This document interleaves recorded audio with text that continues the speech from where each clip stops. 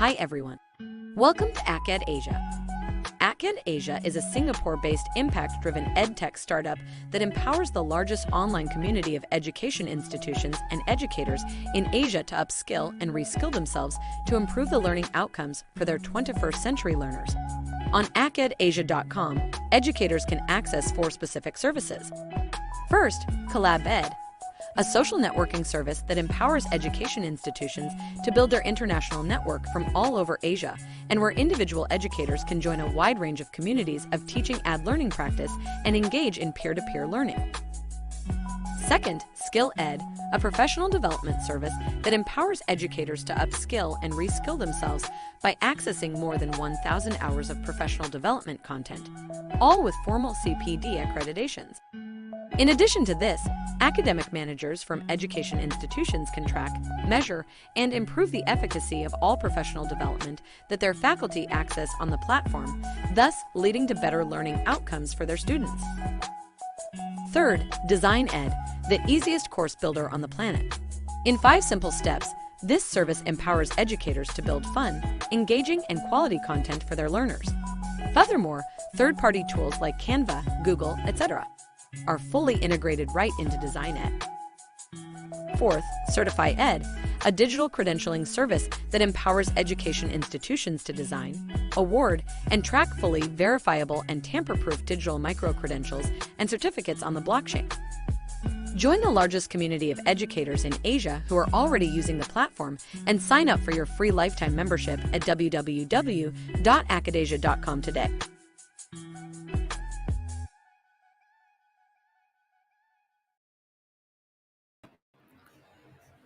Hello, everybody.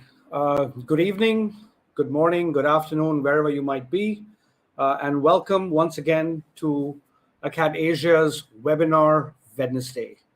My name is Nilesh. I am the founder and the CEO of ACAD Asia. Unfortunately, we couldn't have Roy with us today, but I'm here taking over the hosting duties for tonight.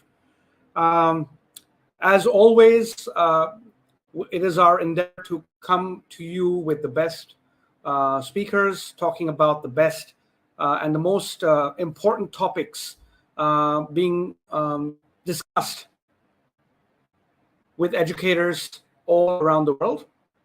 And as such, today's topic is very, very interesting as well.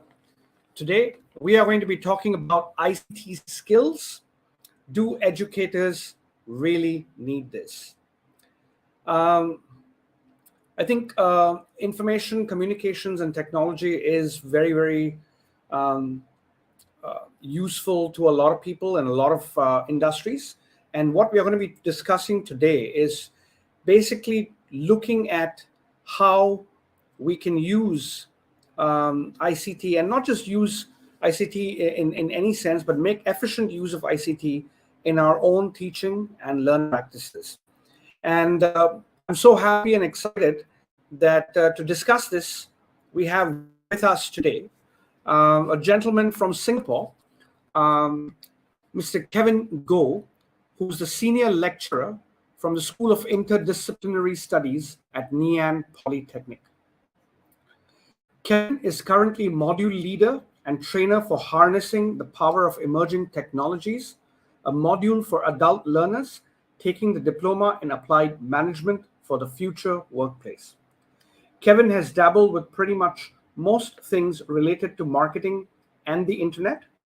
And prior to him teaching in Ngee Ann Polytechnic, he had worked with companies like Creative Technology and Singapore Post to produce, build, and market their internet strategies. He has also started a couple of companies offering marketing services. So with that, welcome, Kevin, to ACAD Asia's webinar Wednesday. We are so happy to have you here today. Hi, everyone. Yeah, I'm equally glad to be invited. I'm just hoping that, I'll be of help and actually, facing all your good people, the educators in the audience. I'm also eagerly, wanting to learn from everyone also. I believe that, in this time, it's an exciting time actually, I find in the realm of ICT and in where we are at now as educators, there's so many permutations of how we can use ICT in the classroom, and there are varying degrees of how people actually use it. So, I'm just hoping that this session will be good for everyone. Yeah? Thank you for inviting. Yeah. Thanks, Kevin. Before we get started with the discussion, I just wanted to kind of point out to our friends from the Philippines specifically that this event does come with CPD credentials. In fact, there are 2 CPD credentials available for this particular event, and I will talk about how you can go about getting those CPD credentials later during the end of this discussion. So with that, Kevin, let's get started. ICT, everybody talks about ICT. It's the buzzword. It's, especially I think since over the last 2 years, a lot of education institutions have moved to using technology in their classrooms. But can you, in your own words, share a brief overview about information and communication technologies? What does that really mean? And also, how important is ICT in today's modern world from an education perspective? Yeah, so ICT in its form really sometimes strikes fear in educators sometimes, especially if they are going to roll out and together with assessments, But in trying to connect it with your question, I think first and foremost, probably we want to see what ICT brings forward in the value creation for the students in their learning journey. And for me, I use that to work backwards and then try to see, the module or the subject that you are representing or putting forward. How can you have the power of ICT working for you, to raise up the bar of learning for each individual student? And that's really what ICT actually is. It can be used to customize and personalize the learning of each student, while for you as an educator trying to design it in such a way so that you can actually aim for that target. So what it means for each student, of course, is when they actually go out, when they go out into the working world, our duty is also trying to make sure that they actually are in line with the technologies that's being used out there in the corporate organizations. So yeah, that is what I'm thinking of. Right. So if I was to kind of look at it from a student's perspective, why would you say do students these days, why should students be concerned about ICT skills? Why is it so important for students in today's environment to learn ICT skills? Yeah. They don't learn ICT skills. Is that our world today, we are inundated with all tech everywhere and anywhere, So if I say that, you could smell that the level of experience have actually evolving. And if they use it for social networking, and if they only use it exclusively for social networking, and when they come into class and they are using the old, I won't say old way, but the traditional way of learning, I think they will see a very big separation. And I think what will happen is that we might actually suffer from demotivated students who want to learn, but they want to go faster, they want to go deeper, they want to take the extra step. And ICT could be one of the ways that will allow them to propel. But let's blame it on the world, Neil. Yeah. Well, I think everything can be blamed on the world, but having said that, I think this is my view on it, right? I mean, for students specifically, I think apart from the social media, tools which a lot of students use, in fact, if you look at it from a future work perspective, I think there are a lot of new jobs that are going to be created. And I think that those jobs will perhaps require students to have these skills. So in my view, I think it is very important for students to actually have these skills to be future ready, if nothing else. Oh, yes. Would you agree? Yes, I do. Yeah. In fact, I think as I was coming into this webinar, I was actually quite curious about and trying to remind myself about, for Singapore, the Ministry of Education, we have these what do you call that? Some ICT skills that need to be mapped out in schools, and also for educators. Yeah, so I was actually quite curious about that, and I came across maybe the Philippines list, so it lists down about 4. One was ICT pedagogical competence for tutors, teachers, the educators to have, ICT technical competence, degree of digital citizenship, and ongoing professional development. So I think in a big way, governments indeed have an eye on this also, so that the younger generation are able to to use ICT in class, so that they are ready for the careers that they're going to have. Yeah. Right. So would you? So if you look at it from a current perspective, I would probably go out on a limb to say that a majority of the students are digital natives, but yet most of the teachers are not. In fact, in many instances, I would probably say that students know a lot more about ICT at times than even teachers. So keeping that in mind, what do you think should we as educators be aware of when we are trying to learn more about these skills ourselves, and also what are some of the do's and don'ts that we should be looking at when incorporating ICT into our own classrooms? Yeah. So for me, if I were just to relay my own experience on this, what happens is that in a design thinking module that we actually have, we have about 1,200 students in a semester, and to actually align, and we had to actually pepper in some ICT tools in the class.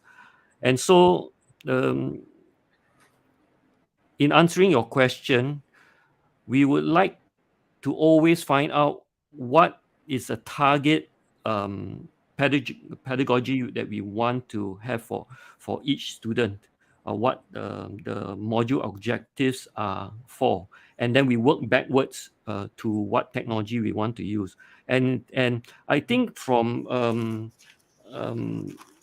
I think there was a few notable persons in the education industry. There was one, Dr. Ruben Pendetura, if I caught his name correctly. He specializes in transformative education technology. How do you actually put in technology into the modules? So he has a very interesting model. It's a SAMR model, So that is one model that I was actually quite keen to share with everyone. And if I may, I'm not sure how I can share that little link with everyone. Well, you could just post it in the comment. If you just post it in the comment, Kevin, yes. Yes, I will. Stand by. and I have just posted in.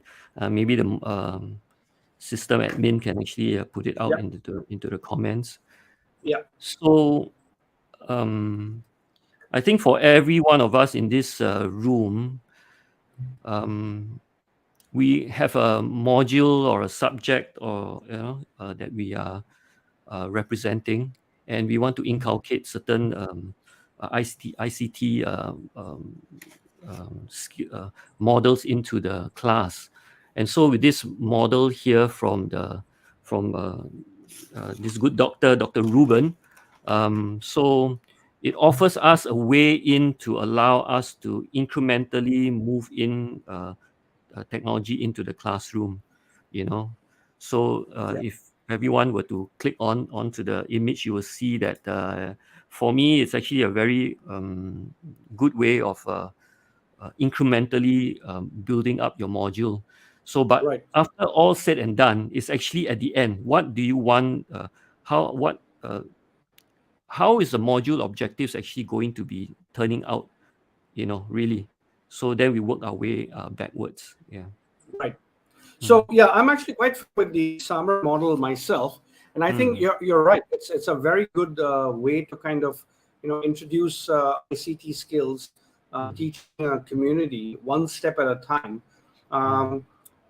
So if I could just kind of rephrase what you just is basically, instead of just looking at a specific tool or a technology to incorporate in the classroom, we should primarily look at the learning objectives and the pedagogical aspect of the lesson plan first, and then decide what tool we want to use, rather than just pick up a tool and then just kind of try to fit that into our lesson, right? But Neil, when we go down this path, it presupposes that tech tools, they operate very efficiently, So on their own, probably they do.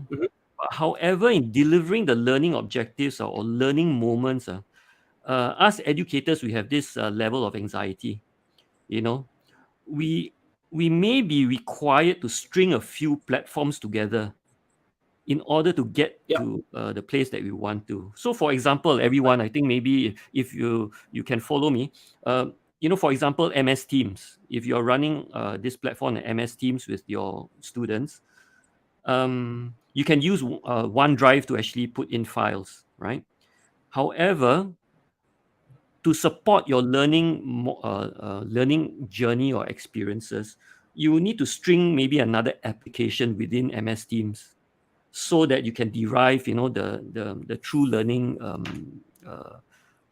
outcomes for the student.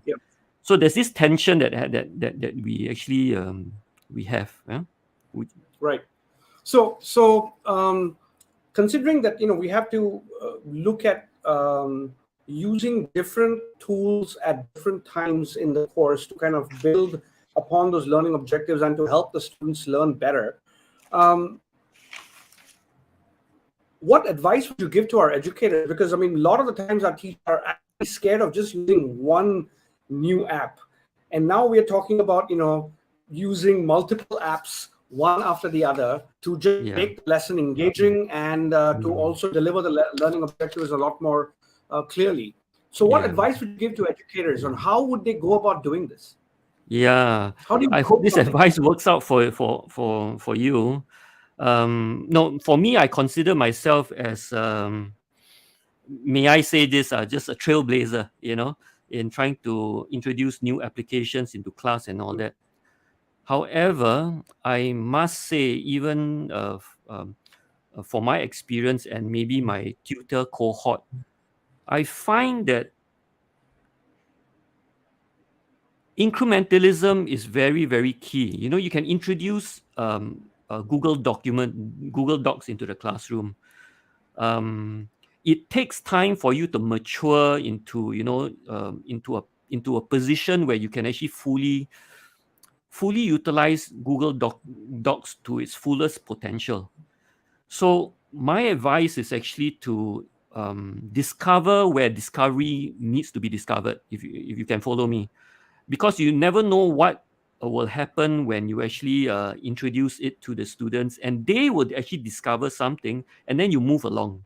So sometimes software just happens to, for the best of your design intention for your lesson, and we're talking about lesson itself sometimes, and not the whole module. So certain things that you actually introduce, you find your killer application as you go along. I think my advice to you is don't look at, if I may just do a little bit of a comparison here, contrast. If you're going to be a Facebook competitor, you do not want to build Facebook as it is today and then launch, because you're going to face a lot of issues, right? So it's okay to actually launch with small features and then work yourself up to a certain point. So this is what I learned in inculcating new software into classes. What has it been now? It's about 10 years. How many semesters was that actually gone past? And I'm still learning. And certain classes that I have, or certain modules that I have, I only go as far as to inculcate maybe about 30% of what I can introduce in terms of software. Mhm. Yeah. Right. So, considering that majority of the schools have now gone back to face-to-face Yeah. across the region, I hear a lot of principals, administrators, and teachers telling me, I don't need ICT anymore. We are back to face-to-face. It's back to where we were. And EdTech was good to use during the pandemic when we were online. But now that we are face-to-face, I don't need to use technology. I can use my Blackboard or my whiteboard, and that's it. Yes. So what advice would you give them? Why should they still really be using ICT even in classrooms? Yeah. Neil, my anecdote is actually a little bit different. If I can just bring everybody back in time before the pandemic, before the lockdown, just as when the lockdown actually was here, what happens is that all educators were supposed to go online. At least this is what my institution, and maybe some other institutions that lecturers that I've conversed with. There are people, there are educators who actually tell me, I'm never going to virtual classes. I don't believe in it, and I never want to go there. But having done what they have done, and here let's go forward in time to today, they actually are advocates for virtual learning. For whatever the case is, they are advocates, But having said that, the same tutors, they actually right now, they have more options. They can go to face-to-face and home-based learning at the flip of a dime, and they are able to swing back and forth. The killer application is this, that I from the conversations that I have, is the ICT tools that they use actually are able to transition from hybrid to from face-to-face to work from home, study from home. So it's a beautiful model right now that opens up a lot of things for both students and for educators. If I can steer it this way, then I think there is a story to be had from both sides of the coin. For those people, for those educators who actually are very, you're very adamant about, conducting class face-to-face with a blackboard or a whiteboard, yeah. So there is still a glimpse to a nice, a good solution for educators, yeah. So, in fact, before I started AcadAsia, Kevin, I was with Singapore Polytechnic, and this is, I was there for about almost a decade. And of course, I left SP to start Acad Asia 3 years ago. But during my time at SP, we introduced something called flipped classroom back then. Yes. This is, Yes. we are looking at about 6-7 years ago, right? Yes. So this is way before the pandemic. So if I was to kind of, think about that, we were already using ICT back then in a face-to-face environment using something called flipped classroom pedagogy, where students would go online Yes. at home. They would read up on all the theory, and then when they came into class, then there would be an online quiz that I would conduct in class the first thing in the Yes. morning, just to check for their understanding of what they have understood from the lesson, Yeah. that I had posted. And based on that, I would then explain the concepts of things that I felt that the students did not understand based on the grades which they got online immediately. Yes. So that was a quick, check of understanding.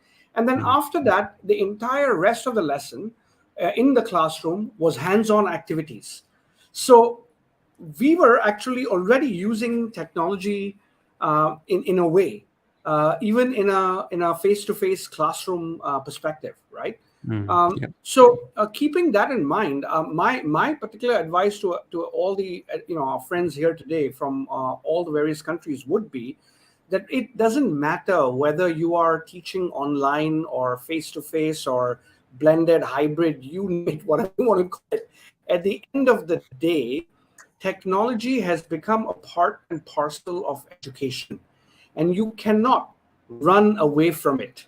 The more you run away from it, the more you will find that you're alienating your students.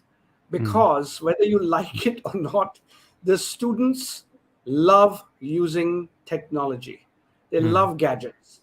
And it is, I think, as teachers, it then becomes our responsibility to teach and facilitate the students' learning in the way they enjoy it best. Because at the end of the day, we are teaching not because of us, we are teaching because of them. We want them to learn. And what better way to facilitate their learning in the way they want to learn, rather than just kind of saying, no, we're just going to use the traditional blackboard or whiteboard or whatever. Yeah. What are your views on that, Kevin? Yeah, Neil, you mentioned about this flipped learning. If we want to really use technology really, really hard, that flipped learning right now, because of what we know, we can step into the realm of digital collaboration. You don't learn on your own anymore. So for me, we have been dabbling a lot with digital collaboration tools already. And we do see a lot of transformation in the learning in the class. In fact, if I were to pull this digital collaboration to a higher level, we try to, for me, I went to experiment on collaboration between a year 1 student and a year 3 student, so that also can happen. And how can it happen? I mean, if you're talking about a physical classroom, is a little bit hard to do, but if it's virtual, and whether it's synchronous or asynchronous, it can happen. So digital collaboration can unlock another realm of learning for our students. And in fact, before we were talking about having students to be ready for the workplace, it turns out that digital collaboration is one of the skills that is needed out there. So yeah, to unlock the value chain. Yes. So, Kevin, how would you advise educators to reflect on and consider their own ICT skills capacity? I couldn't hear you, Neil. Can you repeat? Yeah. Sure. The question was, how would you advise educators to reflect on and consider their own ICT skills capacity? Oh, yeah. I think I would want to maybe you're talking about pedagogical challenges, I think, right? Yeah. So a part of me is saying maybe to be really open, have a really open mindset to solutions out there. what it can offer you. The tension is right now there is so many things out there, and what do we choose? What do we, so my short answer would be trying to find a solution actually to the target. And what is the target is your module objectives, and looking at your students and the module at hand, is to find solutions. So you need to have a penchant for trying out new things, be very curious and willing to take a chance. So I just now as I started out introducing coming into this webinar, I was speaking about the design thinking module that I have, and then really it's a hit and miss sometimes. So we introduce something and it didn't work out. So don't be too downhearted. Try something else. So Right. be open-minded. Yeah, have a solutions mindset is what I'm saying. Right. Well, just a message for all our viewers tonight. If you have questions for Ken or me, please do type them here. There is a link on Mentimeter that our team has posted. So please feel free to ask us questions. This would be a good opportunity for you to clear your doubts on any ICT tools that you might be thinking of incorporating within your teaching and learning. Yeah. So, Kevin, moving forward, let's talk about the most talked about technology tool. I think I know what you're going to talk about. Yeah. Everybody has been talking about ChatGPT and generative AI, and in fact it has literally taken the world by storm, and especially the education industry more so than anything else. What are your views on it? Do you think this is going to really disrupt the way we teach, the way we learn, and do you think it should be banned, like many countries have said, okay, we're going to ban this, or do you think that educators should embrace this like any other technology and learn how to make full use of it so that they can help their teachers with their students with their learning? Yeah, Neil, I'm in the camp of using ChatGPT or AI and use it to the benefit of the learning process. So I don't think banning it will ever help in the long run. If I can picture a marketing executive or engineer, a third-year student graduating, and then he goes out in his first job, he probably will use an AI derivative or software, one point or another. Now, if we can't use that AI application, then I think we will be quite sorely disappointed that we missed the boat, right? So I'm in the same camp as really using it. Now, what does it do for us? How does it affect us, right? So in my institution, we actually are stock taking everything, all our assessments, and try to test it out and see how we can move, So, but I find that ChatGPT, if I can take this AI model, it is. I seem to have this feeling that it is very good to allow students to discover a lot more than they could have in the classroom. Yeah, I think that is what we are building our assessments towards actually, and there is a way, and we are trying to test out the model, and I'm sure that in everybody's mind here, students will game the game, and they will find a way, So for us in design thinking, if we punch up a question, a prompt in in ChatGPT, can you give me 5 ideas that can actually solve this opportunity statement? And ChatGPT can do that. It can give you, yeah, but there's one thing that we tested. We allowed 10 students to mock up the answers, and you generally, when the answers comes back to you, you can see that there is a very similarity in answers.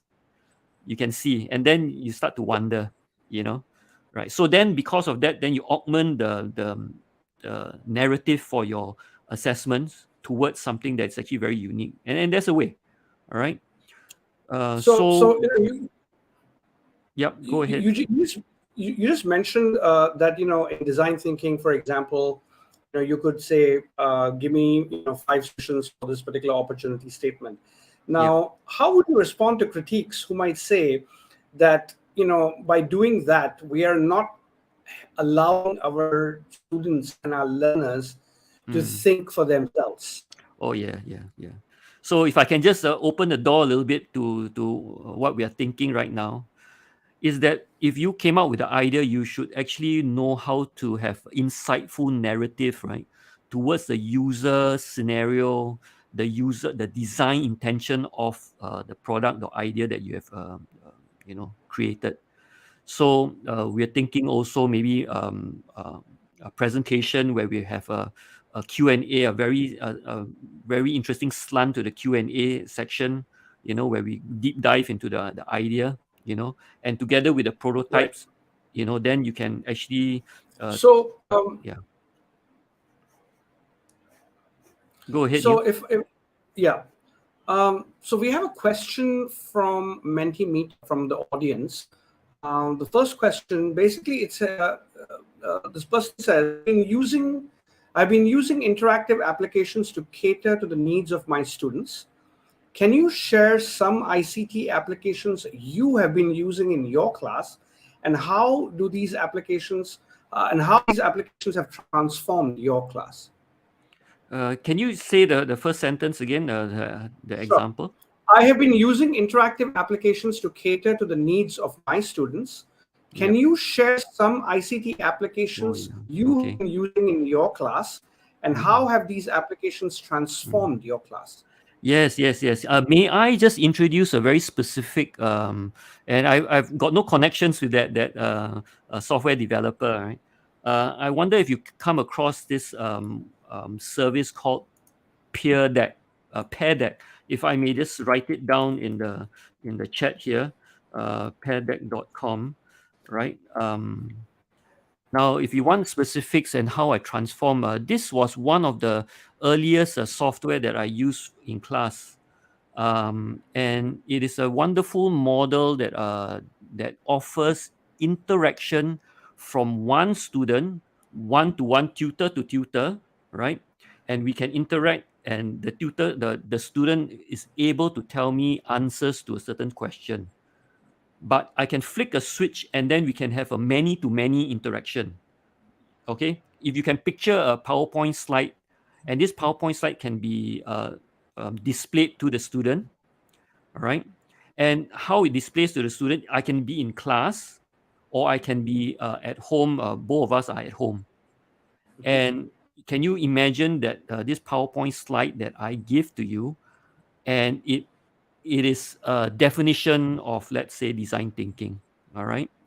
And with a flick of a switch, I can say, can you circle for me which operative word actually stands out for you in this definition? All right. The student can do that, and it can present to me. All right.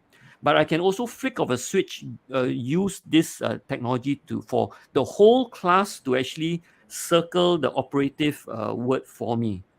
And because in class I have 25 students, I'll see 25 circles, and all of a sudden it becomes a heat map. And this heat map only can be viewed by me and not the students. But when I flick a switch, I can display it back to the whole class, and all of a sudden the heat map is there, and they will start to say, oh, okay, we understand, that we probably got this wrong, or our insights are incorrect or whatever. So I hope this specific example can show you the adoption of a certain feature can actually uncover huge nuance in learning for a class. So no, that's great. In fact, yeah, peer deck is fantastic. In fact, there's another ICT application that I can also recommend to our friend here. It's called Flip. Flip by Microsoft. I Yes. love that application primarily because it allows students to record their own fun videos in responses to whatever questions or prompts they give. And considering that the majority of the students these days are on TikTok, as a TikTok generation, they like to record videos and they like to Yes. play around with stickers and emojis and music and all of that. This allows students to actually create fun short videos, either individually or as a group. But not just that, it also allows for peer-to-peer interaction. So once you've actually recorded your video and submitted it to the class, depending on how you've set up Flip as a teacher, the other students in class will also be able to view each other's videos. And you could, in response to a video, you could basically post your own video. So, yes. Yeah. So it's quite a fun little app, and it's free. It's absolutely free.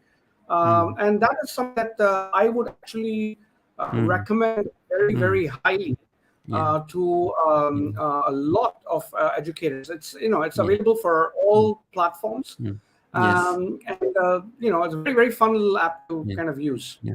Neil, I'm very curious and very maybe I wanted to ask a question to the audience.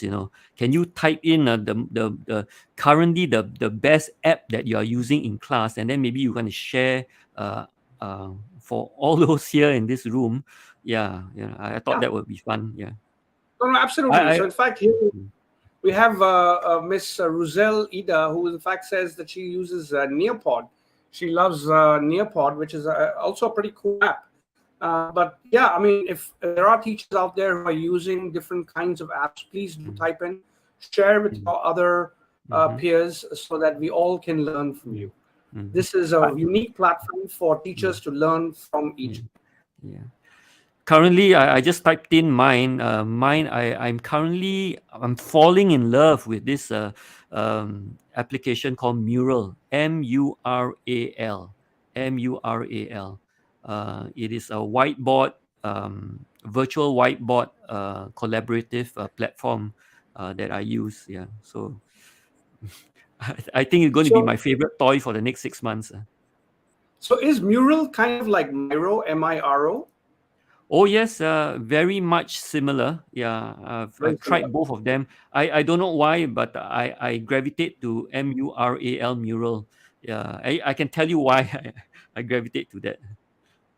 No, please do share, because I think a lot of teachers can actually learn from this. Yeah. So for the audience, between two of the similar software, this is what I've learned. Right. It is a virtual whiteboard. So I have both of them. I tried it out.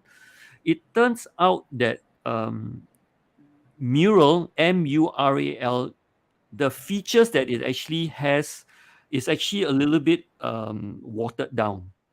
And the other one, Miro, the features are very, very good. I've learned across many semesters that the simpler application is much better to convey your module objectives and allow very good participation. So that's why I'm gravitating to that, to Mural. I have to spell it out because Miro and Mural sounds the same. Right. Well, actually, there's one other application that I would actually recommend very highly, and that is something called Lumen 5. I'm not sure if you've heard of it, but especially when you're creating online content, a lot of the times you're required to create videos. And what Lumen 5 is basically helps you type out a text, and looking at your text, it automatically creates videos for you. And it's a fun little app, and it's it's fantastic. So this is something that you might want to kind of look at, Lumen 5. And And for those teachers who are very shy to be on video, I would recommend something called Synthesia. Synthesia basically has virtual avatars. So I could basically use an AI avatar, type in my script in any language, in fact, in different languages, and this AI avatar will actually speak in that language. And it's very, very realistic. So you could actually create amazing videos using Synthesia as well. So, yeah. I mean, there's so many tools, actually, so many tools out there, right? Yeah. Okay, there's a second question that I have. What are some implications that you foresee when ChatGPT is being used by students for assessments? Can you say again? I didn't hear the first time. Sure. What are some implications that you foresee when ChatGPT is being used by students specifically for assessments? Yeah. Basically, this is the implication. Misrepresentation, and also the student will not learn. Potentially, they will miss the boat in actually learning. They can actually pass off the assignment as theirs, but actually they are not the originator. I think that is really the far end of if you want to pull ChatGPT to its fullest. And there are some students who will do that, right? Yeah. But Neil, I must also say to the audience, there was once a student we in class we allowed them to create images using the AI model through some descriptive words, and then the image came out. And then we asked the student to pass up the image, being their creation, because they actually did what they did. The audience, I think, fellow educators, you'll be happy to know that this particular student declined to ever want to pass up that work.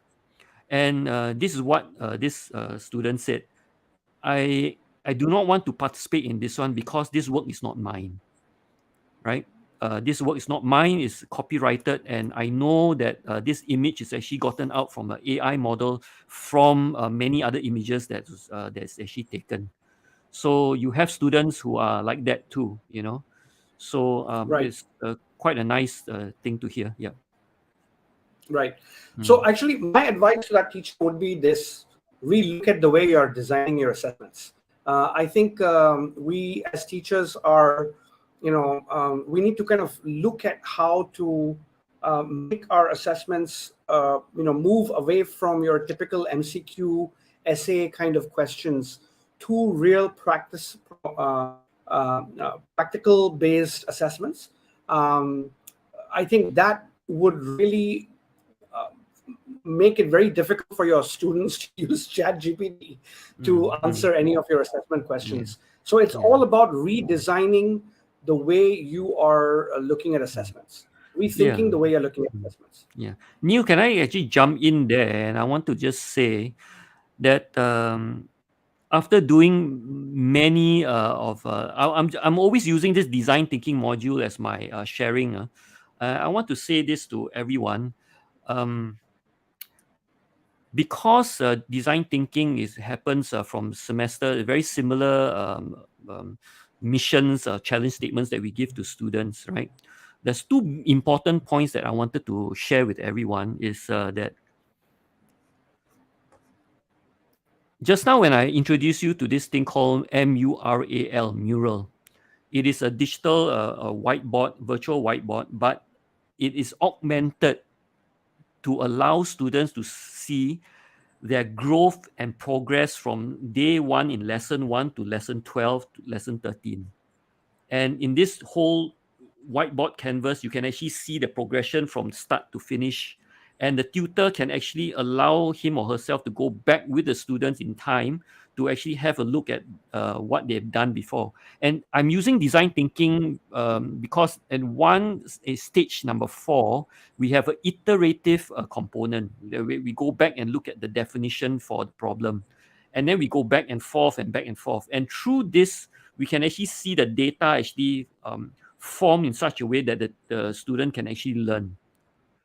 But having said that, this is my second point. My second point is this. My second point revolves around data collection. Now, every year you have a different class coming in, but you have data behind you because of ICT or whatever applications you use. It offers you a glimpse into really a macro view of all that has transpired for students to students from year to year and so on, right?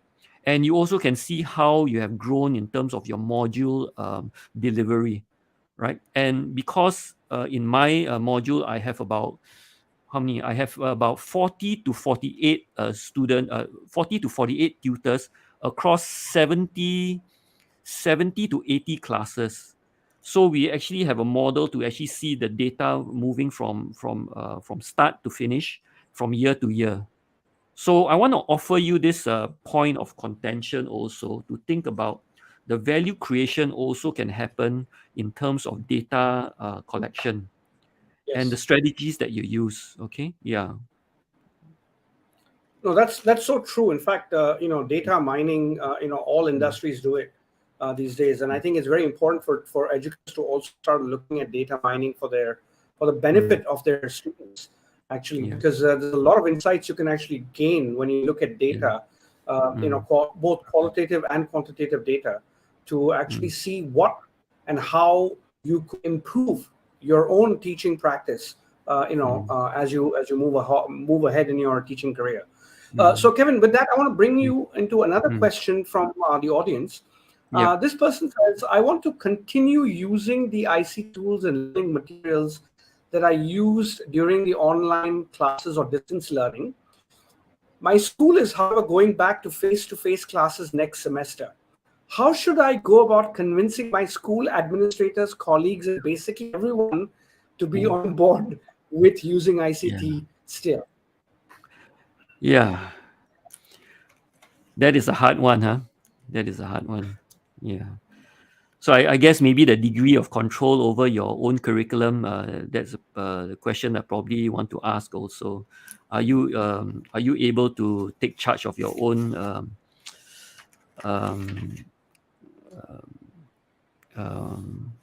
classroom?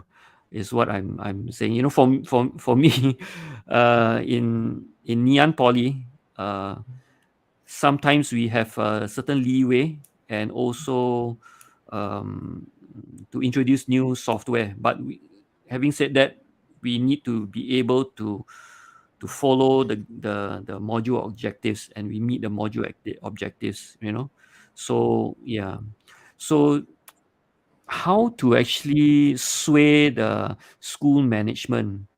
You know, sometimes it takes a bit of legwork to actually have some time with them and present to them the institution's goals in using the ICT software. I think that immediately comes to mind. But I think you might already have done it before, you know. So yeah, maybe if anyone in the audience you would like to give a piece of advice also. Yeah. So this is how I would approach it, and this is in fact how I have approached it with several principles that we work with. It's very simple for me, because I approach it from a perspective of the students. I tell the administrators is, at the end of the day, are you interested in getting your students to be future ready? And if you are, then it is important for your students to be digitally savvy. And for that, you need to have ICT tools integrated into your classroom so that the students are very comfortable using technology now, so that when they graduate and get into the workforce, they're not thinking like, wow, how do I use this now? So when you approach it from a student perspective, everybody in the school, I'm sure, would be open to the idea of supporting students and students' well-being, and to find and to make sure that the students are work ready, future ready. If you approach it from that perspective, I'm sure the school management might want to consider allowing those teachers who want to use ICT tools, to use ICT tools. That's one. And I think the other thing that if you really look at the size of most administrators who don't want to use ICT on campus, one of the reasons that I've seen through my discussions with many of them across Asia is they worry about the cost factor, that it's very expensive to deploy it across campus. And I don't blame them, primarily because there are a lot of tools which are seriously expensive.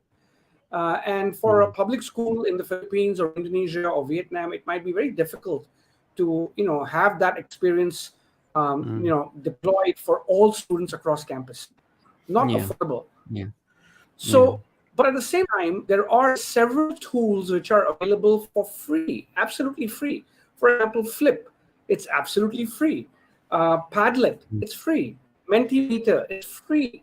So, there are a lot of free tools which are also available. A tool like Canva, for example, you can actually sign up as an educator. You can for a free license. You don't have to pay for anything. H5P, you can sign up for a free educator license.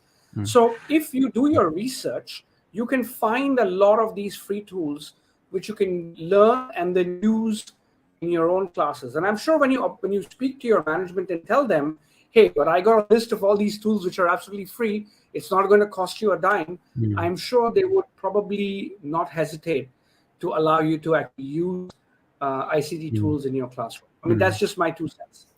Yeah, Neil, I think you're right. Coming in from that angle, but I think there's another permutation I'm thinking about. Maybe if the software is not apparently directly related to the organizations, the future organizations at hand, and maybe this person wants to just buy a to use a small app within the class. So that one not really apparent, but you're right. Everyone, your email address is actually a powerful email address, especially the ones with a .edu. All right, it opens a lot of doors. So again, I'll go back to this thing on becoming very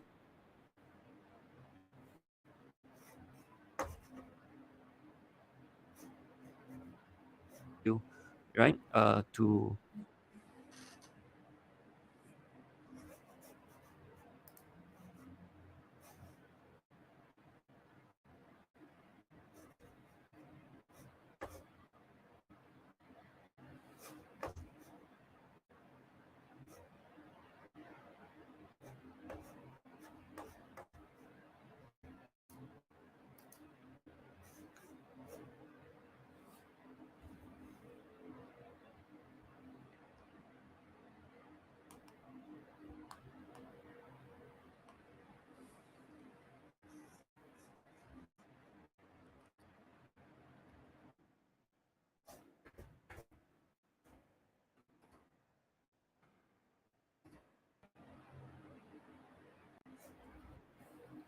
I think we lost Kevin there.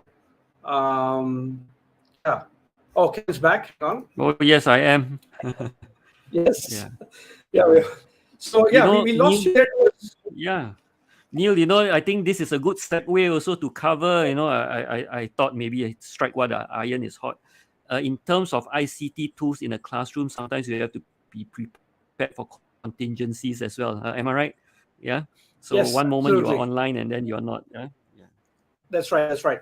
No, absolutely. I mean, the thing is, so a lot of teachers also tell me, this is exactly that. Oh, what happens if the technology fails? How do I deal with that, right? And my answer to that is generally like, well, there is no guarantee for anything in life.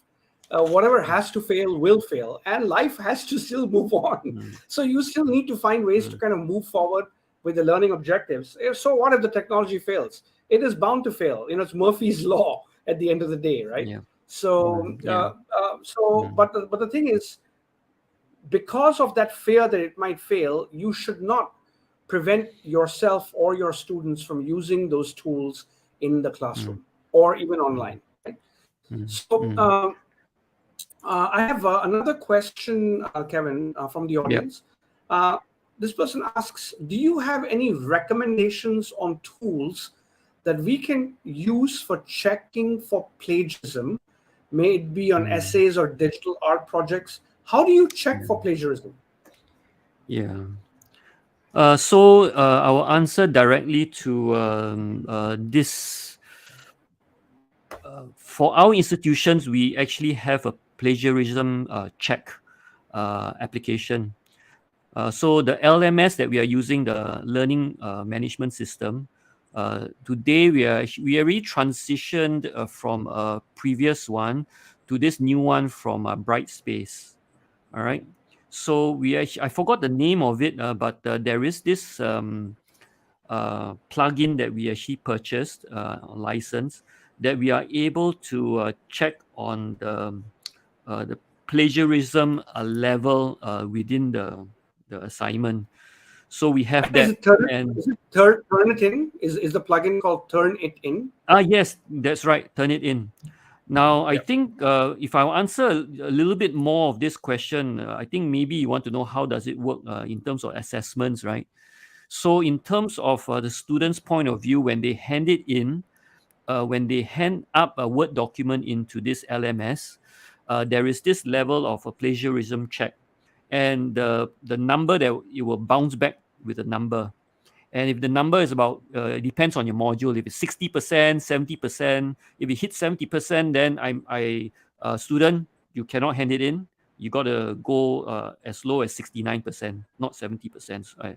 This is just an example. Yeah, I hope this helps you. So turn it in, correct, Neil? Right. Well, I'll give another simple way of actually checking for plagiarism to teachers. If you think that this has been generated by AI, for example, go to ChatGPT, copy and paste the answer that your student has given in ChatGPT, and just write a prompt. Was this generated by AI? Question mark. And it'll tell you whether this was generated by AI. I mean, that's a free tool right there. So you could actually check for plagiarism using the tool that was used to create that answer in the first place. So I hope that kind of answers the question for the person who asked this. We're actually kind of almost running out of time. Yes. But before we move into the final part of the webinar, Kevin, any final thoughts on ICT usage in classrooms? What are your final thoughts on this topic for our educators? Yeah, my final thoughts is that in adopting or infusing ICT or web services or apps into your classroom, don't be disheartened actually, right? There's one thing that actually on a survey that I came across some time ago is that it takes a long time to actually design the class activities. And I think that is one of the fear of it, right? So be open-minded, be persevere, because in my earlier when I first time I came in to this room, I said that I don't know. I said that it's an exciting time for us.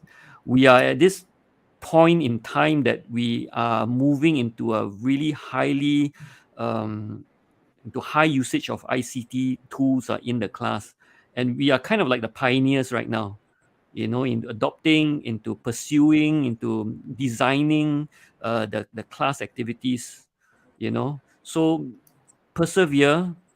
And you need to understand that it takes a lot of brain power and time to actually design what you need to design.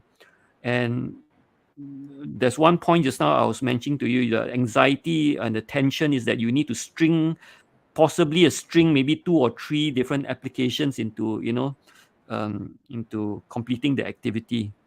All right. One thing that I really hate right now is this thing, is that education software sometimes are very fragmented. You have to log into this and then log out and log into this and so on and so forth, right? But have faith, because right now a lot of these software developers, they are actually advocating single sign-on. That means they use one Google login or Microsoft 365 login, and you can actually have all of this already for you. And you don't have to log in and log out. But as of this time, you might experience that the education software is very fragmented. Yeah. I hope this helps you. Thanks, Kevin. For me, I think as my final thoughts to teachers, I would actually tell them to look at ICT. I mean, don't be scared of using digital tools in your teaching and learning practice. Think of it like anything else that you've learned in your life. When you were a baby, it took you a while to learn how to walk. Baby steps. You might have fallen down, at times. You might have probably bruised your knees or, elbows or whatever. And at times you probably cried. But eventually you learned how to walk.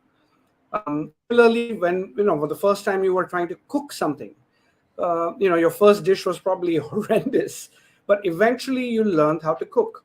Same thing for driving. If you know how to drive, same thing. Initially, you're very nervous, you have a lot of anxiety when you're driving.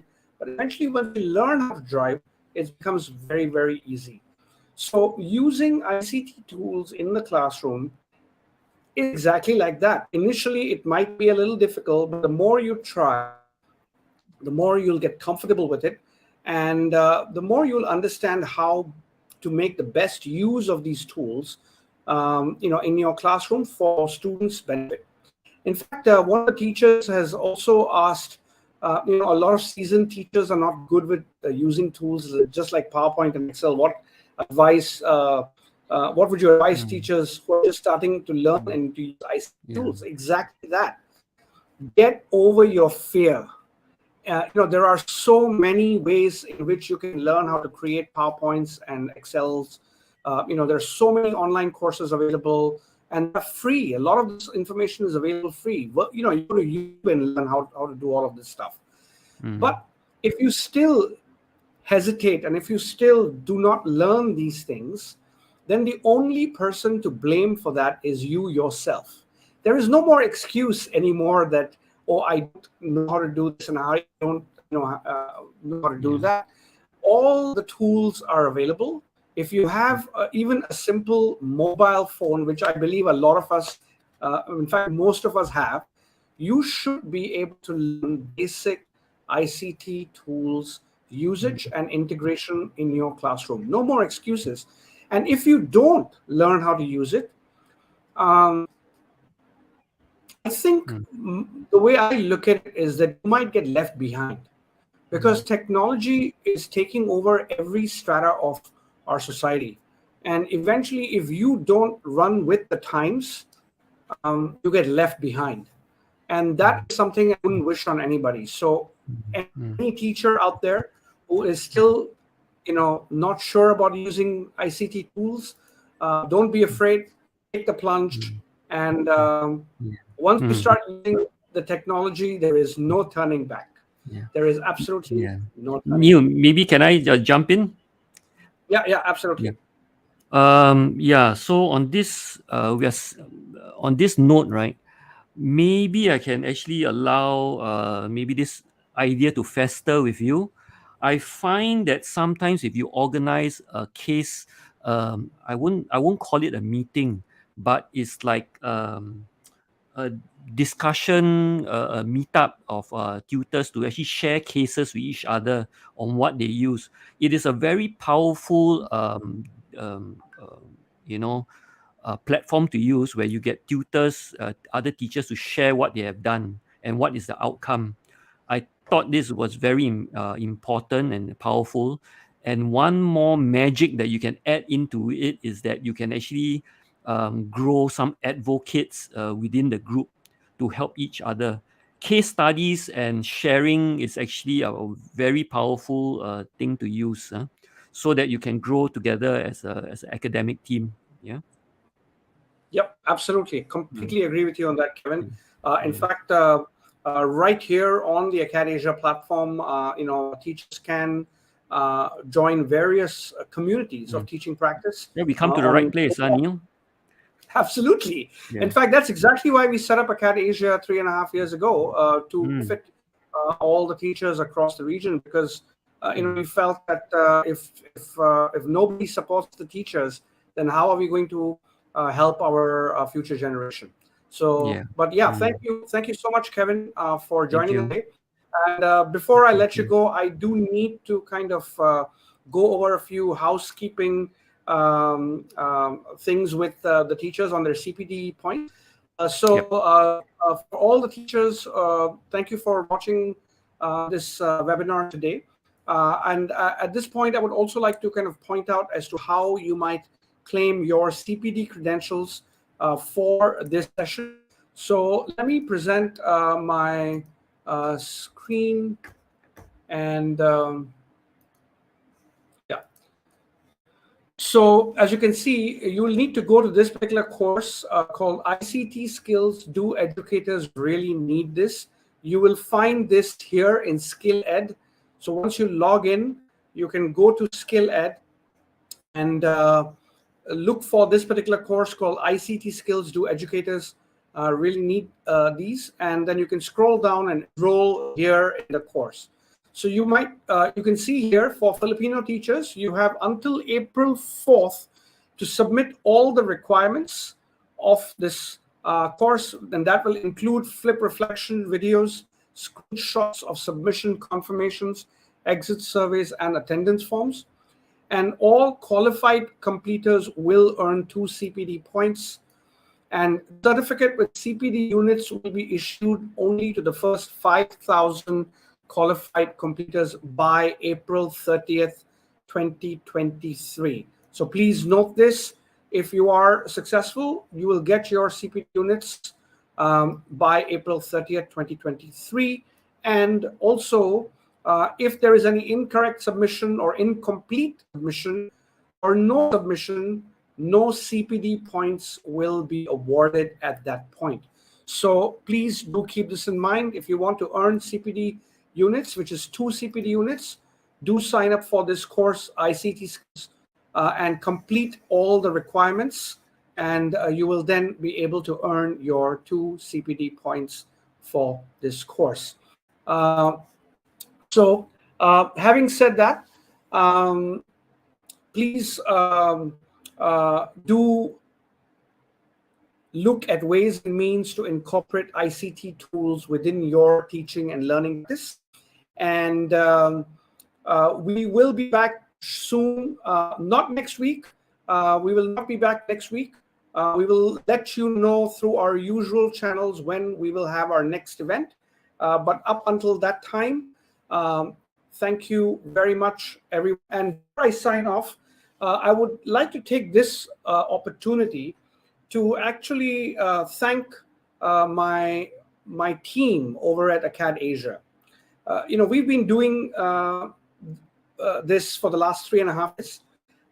It has taken a lot of hard work of my team for us to get this far and build this platform, which at the moment is the largest community of teachers in Asia. So I'd like to take this moment to actually just thank my teammates, my co-founders Roy, Kat, my academics manager Nina, the customer engagement and support staff Ethan, Dinda, my sales team Michael, Eileen, Agung, and everybody else. Jake from the Philippines, who's been a very, very great supporter of the team as well. and everybody who's really been a part of the AcadAsia team over the years. So just like to take this opportunity, because I normally don't host these events. It's Roy who hosts these events. So since I'm hosting this event today, I would like to give a shout out to my team at AcadAsia. Thank you very much, Team AcadAsia, and you guys are the best. And with that, I'm signing off today. Thank you very much, and good night, and God bless.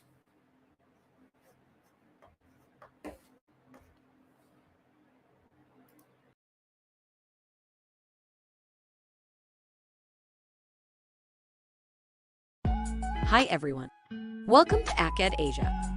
AcadAsia is a Singapore-based impact-driven edtech startup that empowers the largest online community of education institutions and educators in Asia to upskill and reskill themselves to improve the learning outcomes for their 21st century learners. On acadasia.com, educators can access 4 specific services. First, Collab Ed, a social networking service that empowers education institutions to build their international network from all over Asia, and where individual educators can join a wide range of communities of teaching learning practice and engage in peer-to-peer learning. Second, Skill Ed, a professional development service that empowers educators to upskill and reskill themselves by accessing more than 1,000 hours of professional development content, all with formal CPD accreditations. In addition to this, academic managers from education institutions can track, measure, and improve the efficacy of all professional development that their faculty access on the platform, thus leading to better learning outcomes for their students. Third, Design Ed, the easiest course builder on the planet. In 5 simple steps, this service empowers educators to build fun, engaging, and quality content for their learners. Furthermore, third-party tools like Canva, Google, etc. are fully integrated right into Design Ed. Fourth, Certify Ed, a digital credentialing service that empowers education institutions to design, award, and track fully verifiable and tamper-proof digital micro-credentials and certificates on the blockchain. Join the largest community of educators in Asia who are already using the platform and sign up for your free lifetime membership at www.acadasia.com today.